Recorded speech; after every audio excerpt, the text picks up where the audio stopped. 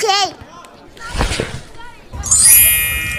এখানে আমি আগে বসছিলাম, তুমি বসলা কেন? এইবার যদি ইচ্ছা বসো, কোনো সমস্যা নাই। এই এটা খেয়ে কি আমি বেহুশ হয়ে যাব নাকি? পরে কিডন্যাপ করবে আমারে? এটাতে কি বিষ আছে নাকি? হ্যাঁ, সিরিয়াসলি আমার সাম্বা অনেক টিপকা, পয়জন কিনা তো দূরের কথা, কয়টা ললিপপ কিনা রাখছে এটাই অনেক। সাম্বা আবার কি?